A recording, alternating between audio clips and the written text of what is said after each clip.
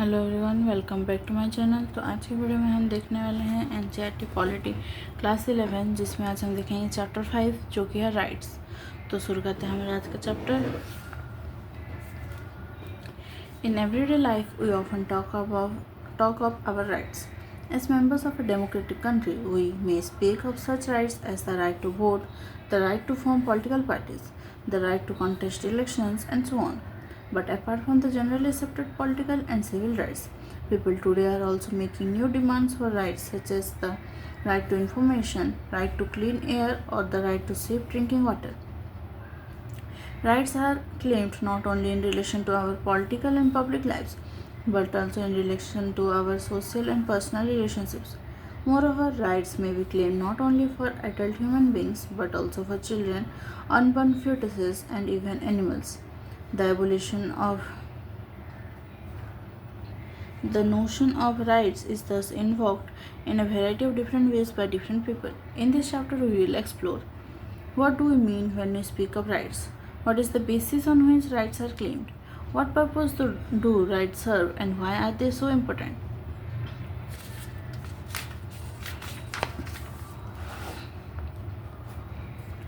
What are rights? A right is essentially an entitlement or a justified claim. It denotes what we are entitled to as citizens, as individuals, and as human beings. It is something that we consider to be due to us, something that the rest of society must recognize as being a legitimate claim that must be upheld. This does not mean that everything that I regard to be necessary and desirable is a right. I, I may want to wear the clothes of my choice to school rather than the prescribed uniform. I may want to stay out late at night, but this does not mean that I have a right to dress in any way I like at school or to return home when I choose to do so. There is a distinction between what I want and think I am entitled to and what can be designated as rights. Rights are primarily those claims that I, along with others, regards to be necessary for leading a life of respect and dignity. In fact, one of the grounds on which the rights have been claimed is that they represent conditions that we collectively see as a source of self-respect and dignity. For example, the right to livelihood may be considered necessary for leading a life of dignity. Being gainful employed gives a person economic independence and thus is central for his or her dignity. Having our basic needs met gives us freedom to pursue our talents and interests, or take the right to express ourselves freely. This right gives us the opportunity to be creative and original, whether it be in writing or dance or music or any other creative activity. But freedom of expression is also important for democratic government since it allows for the free expression, beliefs, and opinions. Rights such as the right to a livelihood, freedom of expression would be important for all human beings who live in society and they are described as universal in nature. Another ground on which rights have been claimed is that they are necessary for our well-being. They help individuals to develop their talents and skills. A right like the right to education, for instance, helps to develop our capacity to reason, gives us useful skills, and enables us to make informed choices in life. It is in this sense that education can be designated as a universal right. However, if an activity is injurious to our health and well-being, it cannot be claimed as a right. For instance, since medical research has shown that prohibited drugs are injurious to one's health and since they affect our relations with others, we cannot insist that we have a right to inhale or inject drugs or smoke tobacco.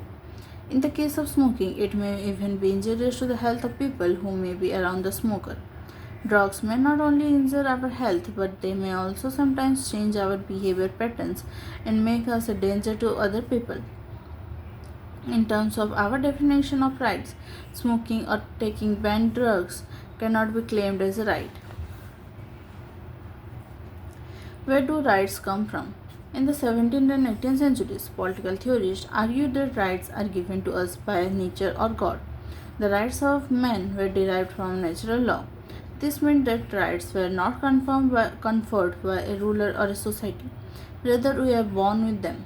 As such, these rights are inalienable and no one can take these away from us. They identify three natural rights of man: the right to life, liberty, and property. All other rights were said to be derived from these basic rights. The idea that we are born with certain rights is a very powerful notion because it implies that no state or organization should take away what has been given by the law of nature. This conception of natural rights has been used widely to oppose the exercise of arbitrary power by states and governments and to safeguard individual freedom. In recent years, the term human rights is being used more than the term natural rights. This is because the idea of there being a natural law or a set of norms that are laid down for us by nature or God appears unacceptable today. Rights are increasingly seen as guarantees that human beings themselves seek or arrived at in order to lead a minimally good life. The assumption behind human rights is that all persons are entitled to certain things simply because they are human beings. As a human being, each person is unique and equally valuable. This means that all persons are equal and no one is born to serve others.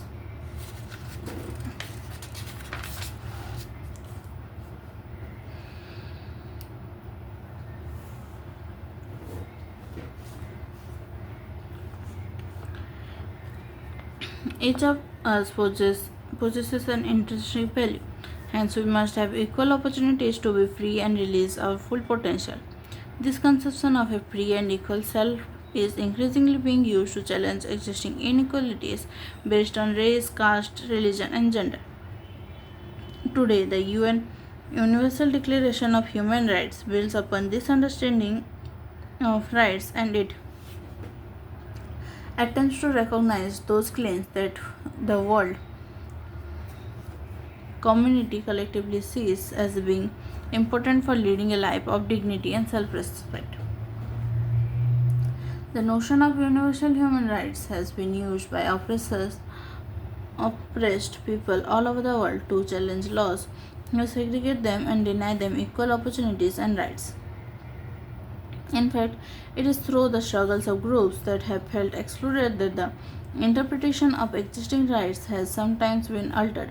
Slavery has, for instance, been abolished, but there are other struggles that have only had a limited success. Even today, there are communities struggling to define humanity in a way which includes them. Kant on human dignity. Everything has either a price or a dignity. What has a price is such that something else can also be put in its place as its equivalent. By contrast, that which is elevated above all price and admits of no equivalent has a dignity. Human beings, unlike all other objects, possess dignity. They are for this reason valuable in themselves. For the 18th century German philosopher Immanuel Kant, this simple idea had a deep meaning. It meant that every person has dignity and ought to be so treated by virtue of being a human being. A person may be uneducated, poor, or powerless. He may even be dishonest or immoral. Yet he remains a human being and deserves to be given some minimum dignity. For Kant, to treat people with dignity was to treat them morally. This idea became a rallying point for those struggling against social hierarchies and for human rights. Kant's views represent that what is called the moral conception of rights. This position rests upon two arguments. First, we should be treating others as we would like to be treated ourselves. Second, we should make sure that we don't treat the other person as means to our ends. We should not treat people as we treat a pen, a car, or a horse. That is, we should respect people not because they are useful to us but because they are, after all, human beings. The list of human rights which people have claimed has expanded over the years as society faces new threats and challenges. For instance, we are very conscious today of the need to protect the natural environment, and this has generated demands for rights to clean air, water, sustainable development, and the like.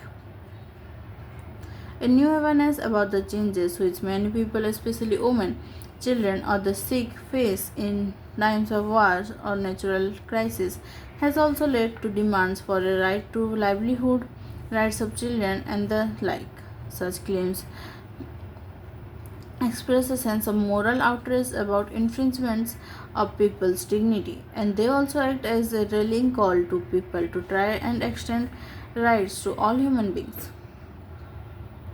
We should not understand the extent and power of such claims.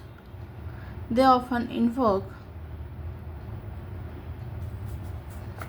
wide support.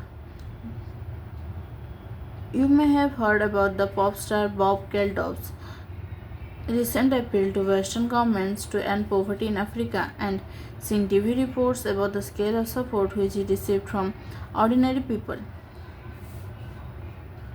legal rights, and the state.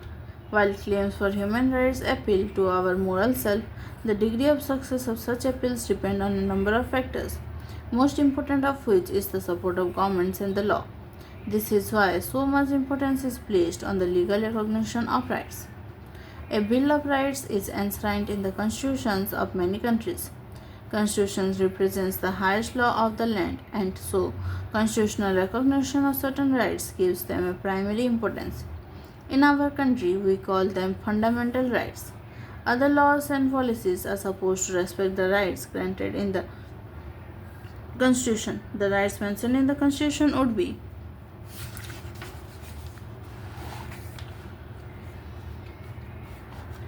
those which are considered to be of basic importance. In some cases, these may be supplemented by claims which gain importance because of the particular history and customs of a country. In India, for instance, we have a provision to ban untouchability which draws attention to a traditional social practice in the society. So important is the legal and constitutional recognition of our claims that several theorists define rights as claims that are recognized by the state. The legal endorsement certainly gives out rights a special status in society, but it is not the basis on which rights are claimed. As we discussed earlier, rights have steadily been expanded and reinterpreted to include previously excluded groups and to reflect our contemporary understanding of what it means to lead a life of dignity and respect. However, in most cases, the claimed rights are directed towards the state. That is, through these rights, people make demands upon the state. When I assert my right to education, I call upon the state to make provisions for my basic education. Society may also accept the importance of education and contribute to it on its own. Different groups may open schools and fund scholarships so the children of groups of all classes can get the benefit of education. But the primary responsibility rests upon the state. It is the state that must initiate necessary steps to ensure that my right to education is fulfilled. Thus, rights place an obligation upon the state to act in certain kinds of ways. Each right indicates what the state must do as well as what it must not do. For instance, my right to life obliges the state to make laws that protect me from injury by others. It call upon the state to punish those who hurt me or harm me. If a society feels that the right to life means a right to a good quality of life, it expects the state to pursue policies that provide for clean environment along with other conditions that may be necessary for a healthy life. In other words, my right here places certain obligations upon the state to act in a certain way. Rights not only indicate what the state must do, they also suggest what the state must refrain from doing. My right to liberty as a person, for instance, suggests that the state cannot simply arrest me at its own will. If it wishes to put me behind bars, it must defend that action. It must give us reasons for curtailing my liberty before a judicial court. This is why the police are required to produce an arrest warrant before taking me away. My rights thus place certain constraint upon state actions. To put it another way, our rights ensure that the authority of the state is exercised without violating the sanctity of individual life and liberty. The state may be the sovereign authority. The laws it makes may be enforced with force, but the sovereign state exists not or its own sake, not for its own sake, but for the sake of the individual. It is people who matter more, and it is their well-being that must be pursued by the government in power. The rulers are accountable for their actions and must not forget that law exists to ensure the good of the people. Kinds of rights. Most democracies today begin by drawing up a charter of political rights. Political rights gives to the citizen the right to equality before law and the right to participate in political process. They include such rights as the right to vote and elect representatives, the right to contest elections, the right to form political parties or join them. Political rights are supplemented by civil liberties. The latter refers to the right to a free and fair trial, the right to express one's view freely, the right to protest and express dissent. Collectively, civil liberties and political rights form the basis of a democratic system of government. But as was mentioned before, rights aim to protect the well-being of the individual.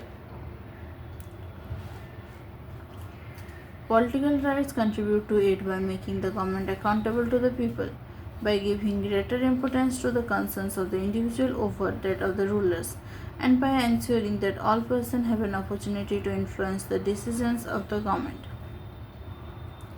However, our rights of political participation can only be exercised fully when our basic needs of food, shelter, clothing, health are met. For a person living on the pavements and struggling to meet their basic needs, political rights by themselves have little value. They require certain facilities like an adequate wage to meet their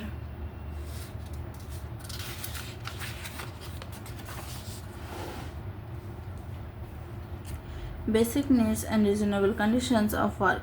Hence, democratic societies are beginning to recognize these obligations and providing economic rights. In some countries, citizens, particularly those with low incomes, receive housing and medical facilities from the state. In others, unemployed persons receive certain minimum wage so that they can meet the basic needs. In India, the government has recently introduced a rural employment guarantee scheme, among other measures to help the poor.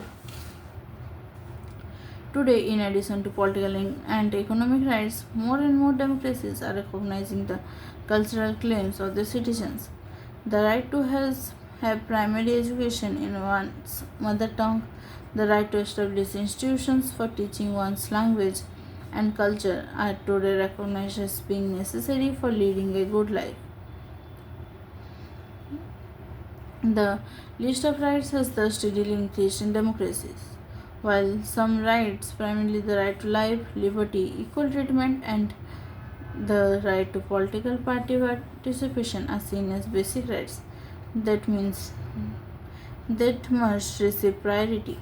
Other conditions that are necessary for leading decent life are being recognized as justified claims or rights. Rights and responsibilities. Rights not only place obligations upon the state to act in certain way, for instance to ensure sustainable development, but they also take obligations upon each of us. Firstly, they compel us to think not just of our own personal needs and interests,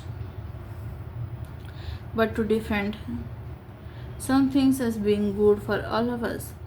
protecting the ozone layer, minimizing air and water pollution, maintaining the green cover by planting new trees, and preventing cutting down of forest.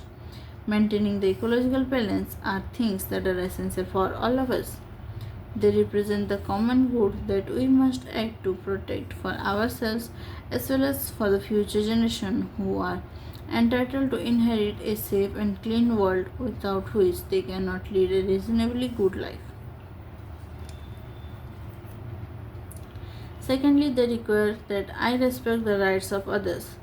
If I say that I must be given the right to express my views, I must also grant the same right to others. If I do not want others to interfere in the choices I make, the dress I wear, or the music I listen to, I must refrain from interfering in the choices that others make. I must leave them free to choose their music and clothes. I cannot use the right to free speech to incite a crowd to kill my neighbor. In exercising my rights, I cannot deprive others of their rights. My rights are, in other words, limited by the principle of equal and same rights for all.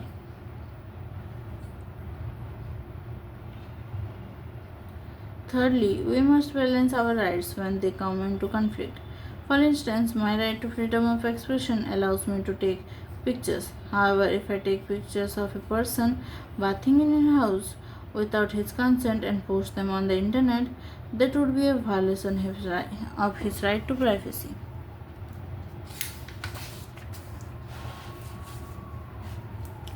Fourthly, citizens must be vigilant about limitations which may be placed on their rights.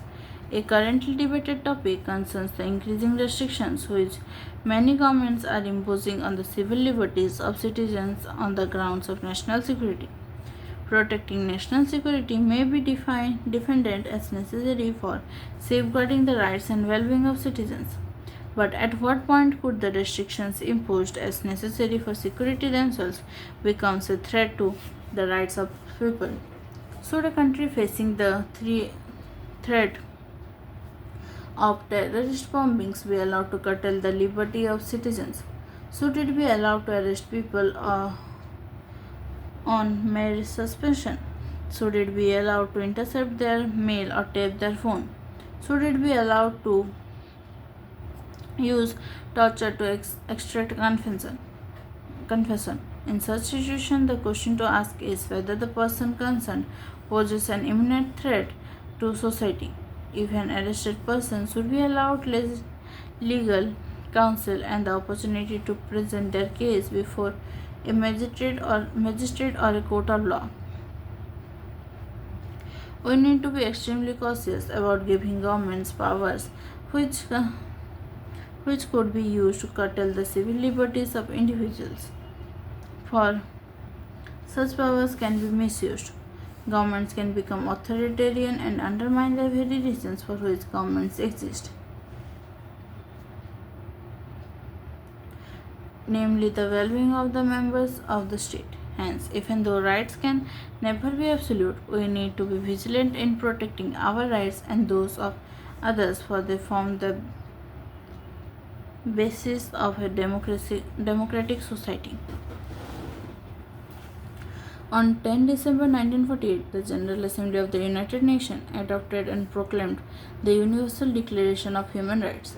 Following this historic act, the Assembly called upon all member countries to publicize the text of the declaration and to cause it to be disseminated, displayed, read, and expounded principally in schools and other educational institutions, without distinction based on the political status of countries or territories. Preamble. Whereas recognition of the inherent dignity and of the equal and inalienable rights of all members of the human family is the foundation of freedom, justice, and peace in the world. Whereas disregard and contempt for human rights have resulted in barbarous acts which have outraged the conscience of mankind, and the advent of a world in which human beings shall enjoy freedom of speech and belief and freedom from fear and want has been proclaimed as the highest aspiration of the common people, whereas it is essential if man is not to be compelled to have recourse as a last resort to rebellion against tyranny and oppression, that human rights should be protected by the rule of law, whereas it is essential to promote the development of friendly relations between nations, whereas the peoples of the United Nations in in the Charter reaffirmed their faith in fundamental human rights, in the dignity and worth of the human person, and in equal rights of man and woman, and have demanded to promote social progress and better standards of life in larger freedom. Whereas member states have pledged themselves to achieve, in cooperation with the United Nations, the promotion of universal respect for and observance of human rights and fundamental freedoms. Whereas a common understanding of these rights and freedom is of the greatest importance for all other relation to for the full realization of this pledge. Now, therefore, the General Assembly proclaims this Universal Declaration of Human Rights as a common standard of achievement for all peoples and nations, to the end that every individual and every organ of society, keeping this declaration constantly in mind, shall strive by teaching and education to promote respect for these rights and freedoms, and by progressive measures, national and international, to secure their universal and effective recognition and observance, both among the people of member states themselves and among the peoples of territories under their jurisdiction.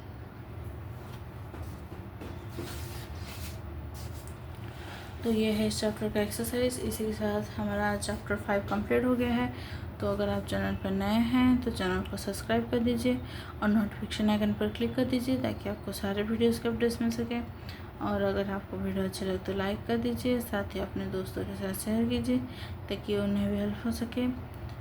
तो आज के video में हमने chapter 5 complete कर लिया। Thank you, thanks for watching.